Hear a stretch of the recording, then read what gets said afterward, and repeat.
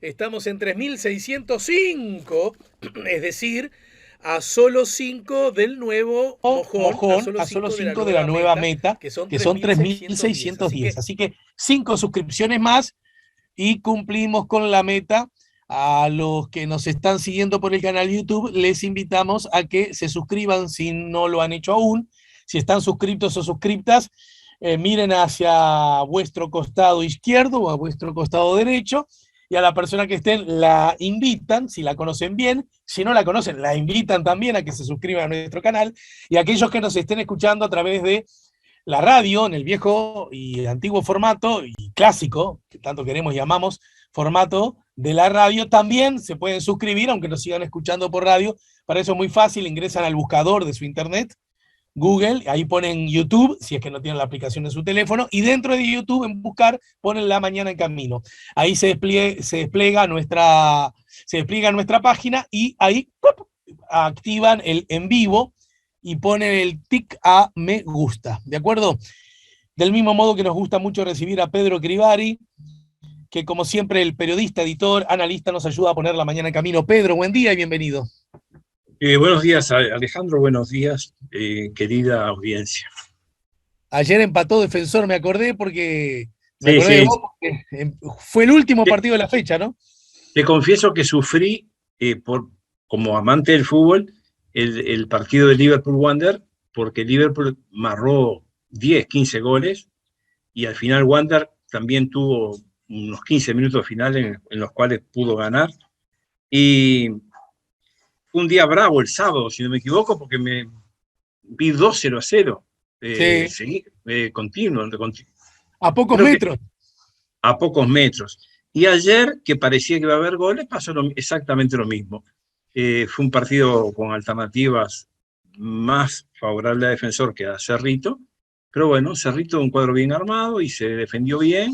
¿Cómo estuvo el Eh, arquero de Cerrito? Porque a nosotros nos atajó todo, excepto la última, la última del partido, que la mandó a guardar Lucas Lemos, si no, y contra Peñarol vi que también atajó mucho. muy bien, y un jugador formado en Defensor, ¿no? Kevin Larrea, un golero formado en las inferiores de Defensor. Que le eche el Y ojo al Defensor porque es un gran arquero, ataja todo. Y sí, bueno, pero está. Estuvimos en el Parque Rodó disfrutando un poco, viendo amigos. Eh, Una, una noche que parecía que podía y llover, no llovió. por lo visto no te sacaste la camiseta violeta. Me puse otra de rebeldía. Eh, Está bravo el fútbol nuestro, local, el fútbol local. Está, no, no, no. Bueno, la propia paridad que se da entre 7, 8 o 10 equipos que tienen 2 o 3 puntos de diferencia, te habla del momento que vivimos a nivel local, ¿no? Y, lo, Pero y ¿por los, qué?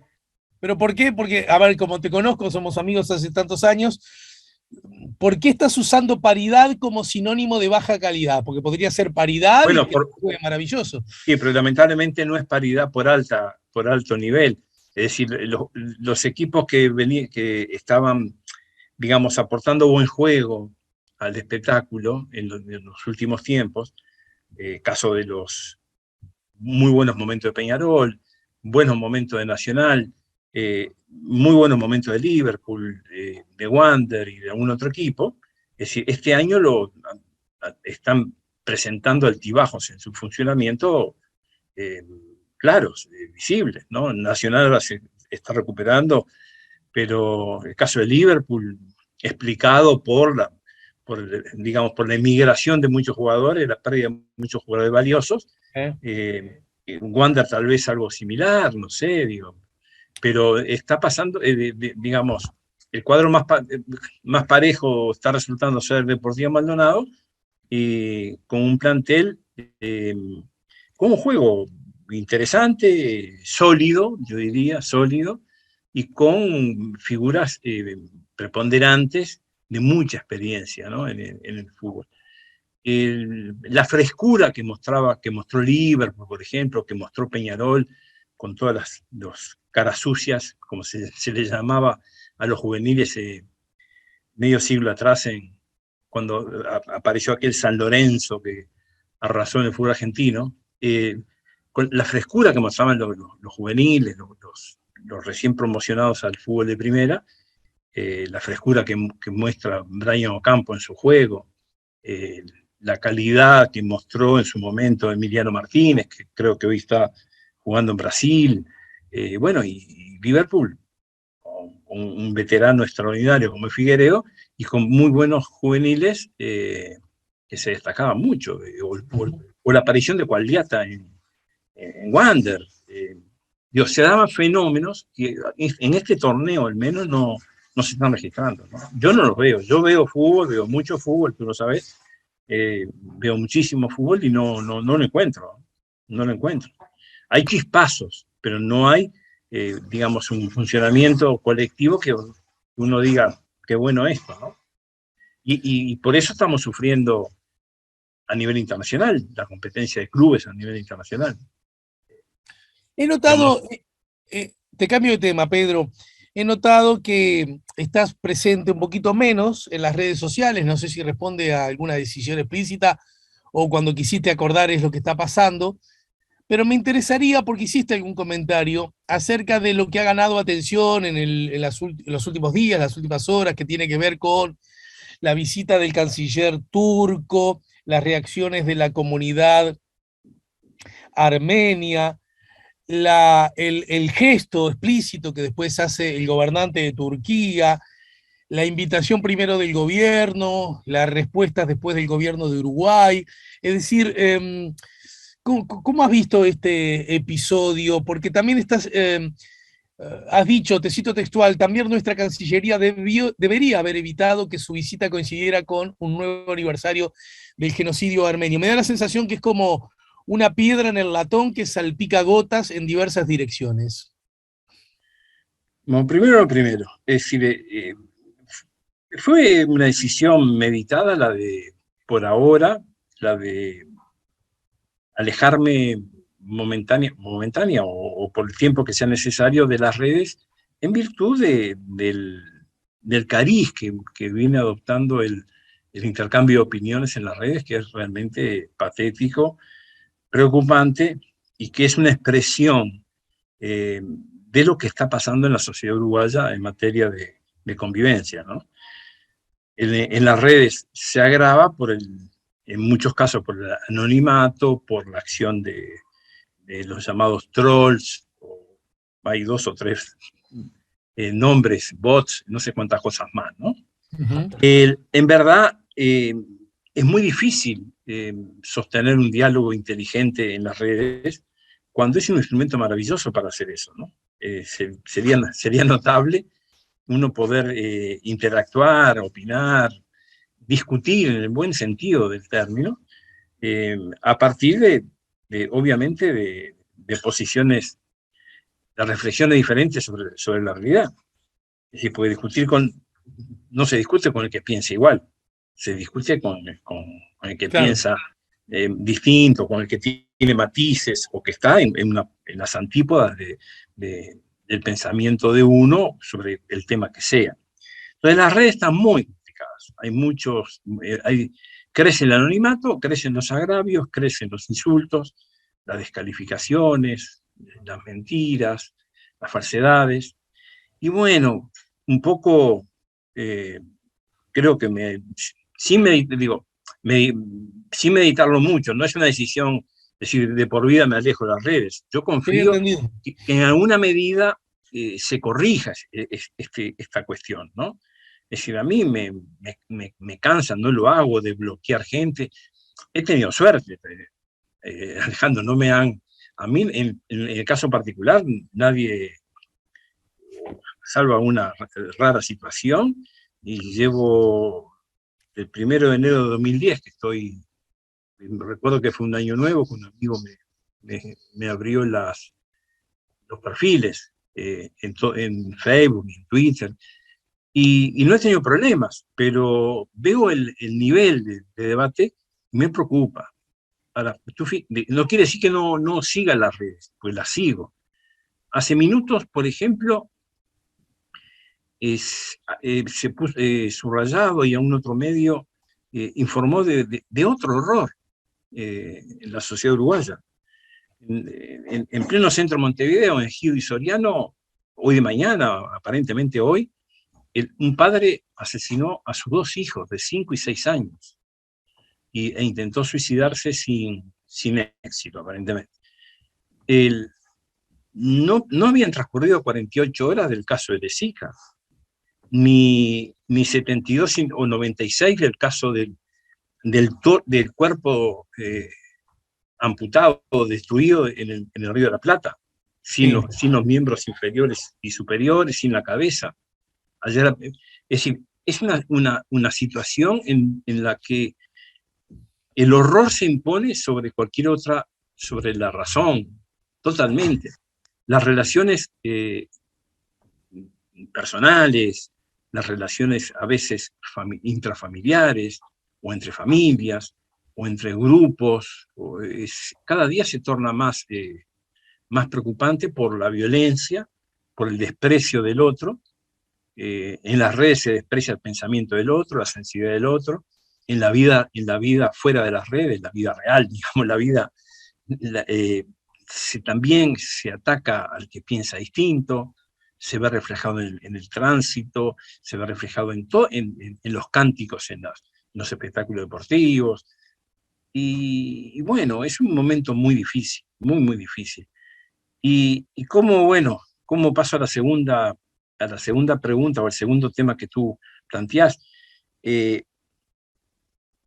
Hubo una evidente desprolijidad de la Cancillería uruguaya, porque más allá de que Turquía hubiera avisado que sobre el 24 de abril pensaba pedir autorización o comunicar, pensaba visitar Montevideo en el marco de las negociaciones comerciales que se vienen manteniendo con la Unión Europea y específicamente con Turquía. Alguien en Cancillería, si a Bustillo se le pasaba por alto, alguien tenía que avisar que era una fecha muy sentida por la comunidad armenia. Se cumplían, no recuerdo cuántos años, de un genocidio, precisamente en un enfrentamiento, digamos, provocado por la acción militar de Turquía. Entonces, da como vergüenza ajena el gesto, la actitud y el ademán del canciller turco hacia los manifestantes armenios. Es un canciller que representa, es un ministro de Relaciones Exteriores que representa a un país y hace un gesto propio de un grupo prácticamente terrorista turco, como enalteciendo la violencia, enalteciendo lo que fueron crímenes contra la nación armenia, contra la comunidad armenia. Entonces, sentí la necesidad de decir algo ahí. Y luego sentí la necesidad de decir más cosas, pero realmente tú me conoces. Uno que tiene décadas de vida, de interés por la vida social, política, quisiera expresarse más seguido. Ahora, están muy bravas las redes, Alejandro, están muy bravas. ¿Sabes qué? Me puse a pensar escuchándote, incluso juntando ambas aristas de tus comentarios. Uno, por un lado, las redes, el clima, el espíritu que a veces invade, y por otro lado, la reacción del canciller.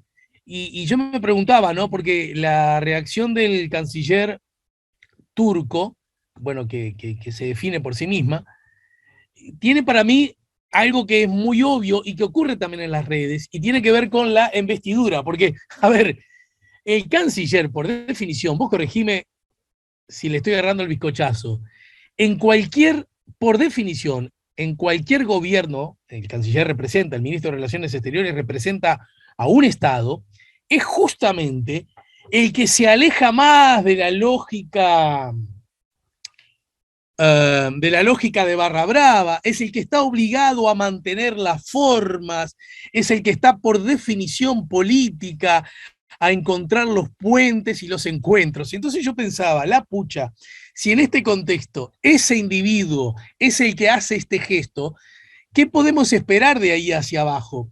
Y lo mismo cabe para algunos actores con responsabilidad en distintos ámbitos, en particular en el ámbito político, en su condición de representantes, en su condición de hombres que ejercen la política, justamente lo que decías vos, la posibilidad de generar herramientas con el que piensa diferente, si de alguna manera adquiere, y el que también aplica la política como forma profesional de vida, termina adquiriendo la forma de un lobo gris, para seguir con la imagen, ¿qué podemos esperar del resto? Me parece que son señales también desde ese lugar que problematizan aún más el asunto, ¿no? Sí, introduzco otro tema de gran actualidad en el mundo. No es un problema solo, en este caso, de Turquía, o en este caso de cómo quienes están en las redes procesan los debates o impulsan su punto de vista, ¿no? Está pasando en el mundo, estamos viendo el horror de la guerra en Ucrania. Hoy, por ejemplo, vi un informe en televisión francesa, en mis horas de insomnio en la madrugada, que era la mañana de Francia, ¿no? Un informe sobre cómo quedaron algunos pueblos chicos, villas, de las zonas que el ejército ruso invadió y luego retrocedió. El nivel de destrucción de las viviendas, de los pueblos, es total. No sé, basta verlo, mete miedo, impone. ¿Y qué hizo el sistema político europeo con un conflicto que ya se generó mucha muerte, mucha destrucción, mucho miedo en la sociedad europea? ¿Qué hizo el sistema político? Respaldó uno de los, digamos, el bando agredido, que es Ucrania, pero no dejó ninguna puertita abierta para intentar mediar. Recién hoy, transcurrido, no sé si son 40 días, 50 días, creo que comenzó en febrero la invasión rusa a Ucrania, en la segunda quincena de febrero creo que empezó. Recién hoy el secretario general de Naciones Unidas viaja a Moscú y luego viajará a Kiev buscando caminos, más que de entendimientos, de por lo menos asegurar que la población civil no siga sufriendo muertes, heridos y pérdidas de todo tipo. Entonces, Europa tiene una estructura política de la Unión de los Estados, que son 28, si no me equivoco, 27 o 28 estados, una unión política, y tiene una estructura militar. Uno hubiera entendido como hasta normal y lógico el apoyo de la OTAN, que es la estructura militar, hacia el ejército agredido, el ejército ucraniano, ¿no? Ahora, que la Unión Europea se haya plegado en un 100%, no quiere decir que algún Estado diga, no, yo estoy en desacuerdo con votar en no respaldar a Ucrania. Lo que sí tenía que haber establecido son canales de negociación, que increíblemente el único Estado que lo promovió fue el turco, ¿no? Turquía hizo gestiones para tratar de facilitar corredores humanitarios que mitiguen el dolor de las familias ucranianas que estaban en la zona del conflicto. Pero bueno, es universal el problema, Alejandro. Pensemos que yo no, que cuesta un poco opinar de otros países, me cuesta, pero cuando hay temas de derechos humanos tan graves, uno siente que puede opinar porque Guernica, por ejemplo, le dolió a toda la humanidad, ¿no? Guernica, ocurrió hace 85 años hoy. Increíble, te iba a decir, claro, lo tenías previsto, pues te iba a decir, qué brutal Sí, que hables de Guernica porque hoy es aniversario.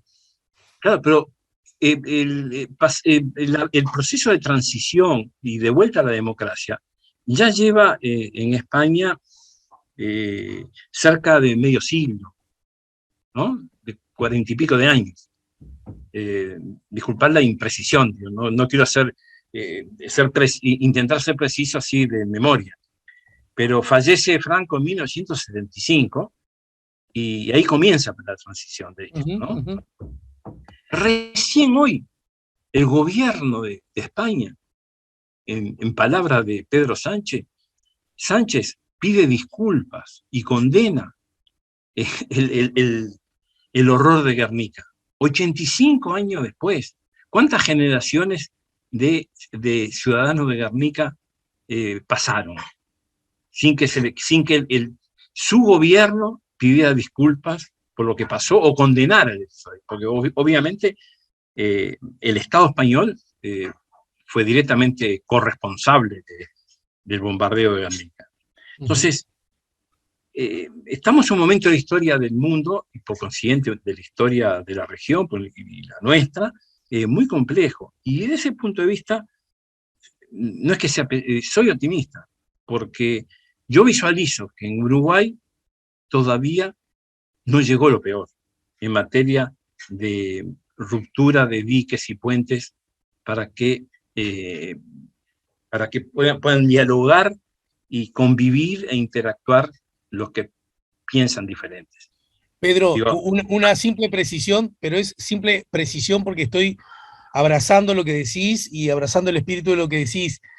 La responsabilidad del Estado español, ni hablar que es pertinente, pero en todo caso recordemos que quienes protagonizaron el bombardeo, aviones nazis, que terminaron siendo un experimento de prueba en el marco de la Segunda Guerra que ya se venía, en todo caso representaban al bando sublevado del Estado español, que en aquel momento era la Segunda República Española, sí, ¿cierto? correcto. Pues no estamos hablando, siempre hubo quien hace poco buscó corregir y dice, no hablemos más de guerra civil, hablemos de golpe de Estado. Es decir, en verdad, en 1836 hubo un golpe de Estado contra una república, contra el gobierno de una república elegido legítimamente Claro, elegido. claro. Entonces, hoy uno abre la prensa nuestra y bueno, ve que dos episodios que a uno puede alentar cierto optimismo. El presidente de la República recibe a los representantes de edu.uy, ¿no? No, ¿cómo es? Sí, sí. EDUI 21. Edu 21, el que le plantea al presidente la necesidad de un amplio acuerdo en materia educativa y que hay que promoverlo, que sea un acuerdo de Estado, y hay que promoverlo cuanto antes porque está en juego el desarrollo mismo y la vida misma del Uruguay en las siguientes décadas. Y el presidente, según la información, el presidente recibió de buen grado, dijo que iba a estudiar, a analizar la propuesta que le hicieron llegar Mir y otros que lo visitaron, y para mí es un dato muy alentador, es decir, por lo menos la búsqueda de un entendimiento. Y a renglón seguido, resulta que el presidente de la República recibe, creo que mañana, al presidente de Frente Amplio, Fernando Pereira, que le va a presentar una serie de propuestas para atenuar los graves efectos que la situación económica está teniendo sobre los sectores más desfavorecidos de la sociedad. Entonces, ¿eso de qué nos habla? Que hay debates mal llevados, mal conducidos, que hay cierta irresponsabilidad de dirigentes políticos en sumarse a ese debate, yo diría, entre comillas, sucio, desprolijo, basado a veces en falsedades, pero todavía persisten en el Uruguay una situación en la cual los que piensan diferentes pueden dialogar y pueden sentarse a buscar caminos en conjunto. No es casual, lo habrás analizado en algunos de los programas o en más de uno, las palabras del presidente chileno Boric, cuando en una entrevista que le hace el diario Clarín, le preguntan cuál es su modelo de país o su modelo de sociedad, y dice que temo que sea más recibido, porque suponía por los lectores argentinos, ¿no? O por el sistema político argentino, pero yo admiro Uruguay, palabras más, palabras menos, ¿no? Sí. Es decir, no repreguntó el periodista o la periodista de Clarín para ver cuáles son las razones, y te dejo picando que tendrías que ya estar pidiendo una entrevista con Boric para ahondar en esa visión que tiene el nuevo presidente, el presidente actual de Chile, sobre nuestro país como modelo de país o como sociedad que él admira. Y en otro plano, el secretario, si no me equivoco, el secretario general de presidencia de la moneda del gobierno trasandino, de apellido Jackson, que estuvo en Uruguay, inclusive veraneó en Uruguay esta última temporada, más precisamente en Piriápolis, en más de una ocasión manifestó su admiración sobre Uruguay, el Uruguay político, el Uruguay, en conversaciones privadas y otras no tan privadas, sobre cómo los uruguayos resolvemos nuestras diferencias, ¿no? Bien. Y desde ese punto de vista tampoco el debate en torno al referéndum fue fuerte, como es en la política, es fuerte en general, los debates políticos son fuertes, pero como se suponía, pasó el día del referéndum y Uruguay sigue viviendo con normalidad, con una normalidad propia de estos tiempos bravos, con normalidad su funcionamiento de las instituciones, con muchos problemas, con situaciones críticas o momentos difíciles, pero bueno, yo dentro de un marco complejo en el cual las redes, en cierto modo, contaminan lo que puede ser un debate inteligente que necesita nuestro país y necesitan todos los países del mundo, yo todavía sigo confiando en la capacidad de diálogo, en la inteligencia y la capacidad reflexiva del sistema político uruguayo y en general de la sociedad civil y todas las fuerzas que en una medida quieren expresarse y pugnan por un país mejor, ¿no? Bueno, mi querido Pedro, te abrazo, te agradezco mucho y te invito a que nos reencontremos para juntos seguir poniendo la mañana en camino, ¿sí? Bueno, muchas gracias a ti. Bueno, y por anticipado te saludo en el Día de los Trabajadores. Bueno, y la de despedida, la semana que viene está túnel. Lunes Bien. o martes tenemos túnel en la calle. Bueno, otra hermosa excusa para que nos reencontremos. Bueno, un abrazo grande, gracias.